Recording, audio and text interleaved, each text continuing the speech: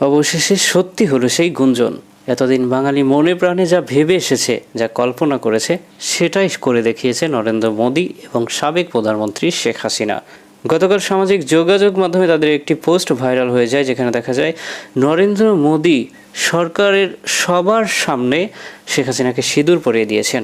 এমন একটি পোস্টার সামাজিক যোগাযোগ মাধ্যমে রাতারাতি ভাইরাল হয়ে গেলে এটা নিয়ে আলোচনায় করেছেন নেটিজেনরা। দেশের তরুণ প্রজন্ম এটাকে এডিটিং বললেও সাধারণ জনগণ বলছেন এটাই সত্য। কেননা শেখ হাসিনার গণভবন যখন ভাঙচুর করা হয়, সেখান থেকে শিক্ষার্থীরা মূর্তি পায়, যেখানে কোনো নামাজের অবস্থান বা জায়নামাজ বা ইসলামিক কোনো জিনিসপত্রই ছিল না কোরআন শরীফও, যেখান থেকে তাদের বিশ্বাস যে শেখ হাসিনাও মূর্তি পূজা করত।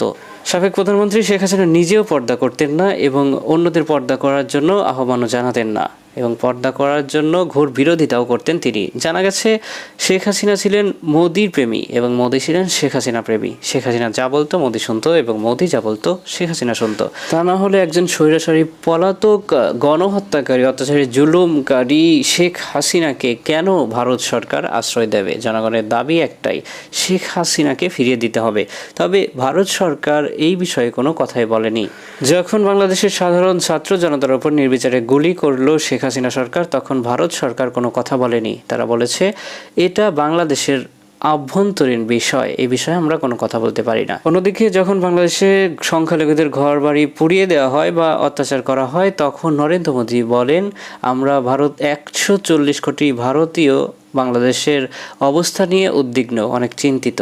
অথচ এই মোদী সরকার দুদিন আগেই বলেছেন যে আমরা বাংলাদেশের বিষয়ে হস্তক্ষেপ করব না। প্রিয় দর্শক, আপনাদের মতামত কি? এই ছবিটি কি সত্যি নাকি বানোয়াট? আপনাদের ধারণা কি? মোদী সরকার কি সত্যি শেখ হাসিনাকে তার ঘরোয়ালি হিসেবে রাখতে চাচ্ছেন? আপনাদের মূল্যবান কমেন্টগুলো কমেন্ট বক্সে করার জন্য